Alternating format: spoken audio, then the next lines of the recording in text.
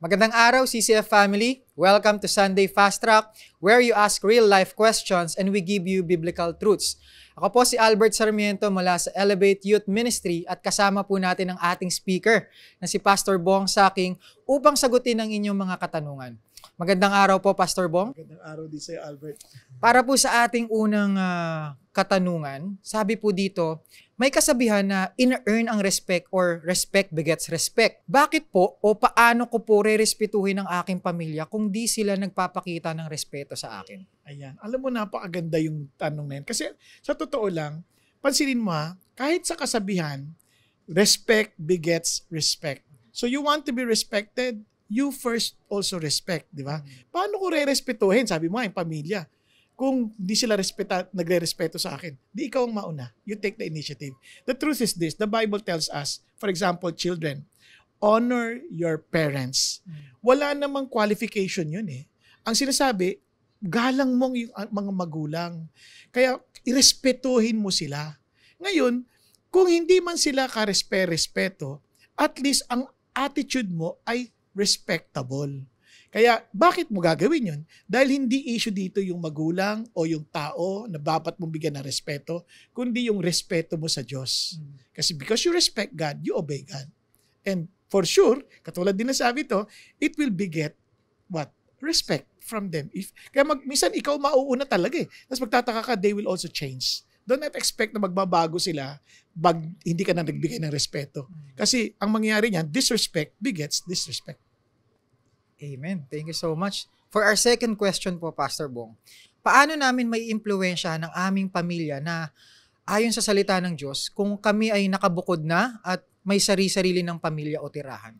Alam mo ko, isa sa mga pinakamagandang paraan to develop relationships, communication. Di ba? Or, ibig sabihin, lalo pang talaga intentionally, buuin mo yung relationship. Paano? Kung nakatira ka sa nakahiwalay ka na, di bumisita ka. Di ba?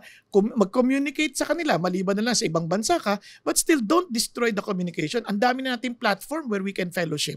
Di ba? With our parents, with our loved ones, like, for example, Zoom or kaya Messenger or Viber, video calls. Kaya walang excuse eh. Kaya nga sabi nila, pag gusto, maraming paraan. Pag ayaw, maraming dahilan. Kaya hindi ko mo bumukod ka na, kayong dalawang mag-asawa, kayo ngayon ay together to build relationship with your parents, build relationship with your siblings, build relationship with your family. Para ano? Para ma-influensyahan sila sa Lord. Kaya ang utos ng Lord, go. That's intentional. Make disciples of all nations, baptizing them in the name of the Father, the Son, and the Holy Spirit, and teaching them to observe everything that I have commanded you. Then I am with you always to the very end of the age. So, ang pag-build na relationships like discipleship pa rin. Go. As in, be intentional. Don't wait. For our last question po, ang pinaka-common na issue o dulot ng pag-aaway sa pamilya ay pera. Ano po ang inyong mapapayo sa mga pamilyang may problemang pinansyal at paano nila mahihilom ang nasirang relasyon dahil dito? Ayan. So, siyempre, yung pagkasira ng relasyon, yun ay epekto lamang ng ugat na problema. Ngayon yung pinansyal, mayroon din yung pinag-uugatan. Ano yun? Una, marahil hindi ka marunong mag-manage ng pinansyal na biyaya ng Panginoong Diyos. O hindi mo ginagawa yung iyong responsibilidad para maging sapat yung iyong pinansyal na pangangailangan. So anong dapat mong gawin? Una, ayusin mo yung ugnayan mo sa Diyos. Kasi sabi ng Bible, seek first His kingdom and His righteousness, and all these things shall be added unto you. So pag naayos ka sa Diyos, sabi ng Bible, if you walk pleasing to the Lord, even your enemies will be at peace with you. So makikipag-ayos ka ngayon. Marahil magiging mapagpakumbaba ka, hingi ka ng tawad, makikipag-ayos ka ngayon sa pamilya, sa asawa mo o sa anak mo. Then mag-uusap kayong dalawa on how to handle and to produce wealth, because God Himself will inspire us dahil the ability to gain wealth, sabi nga sa Deuteronomy 8, comes from God. So kung ayos kayo sa Diyos, kahit yung lalaki, he treats his wife with an understanding way, though yung kanyang prayer will not be hindered, di ba? So pag nagpe-pray na kayo, then the Lord will teach you how to handle and to gain wealth.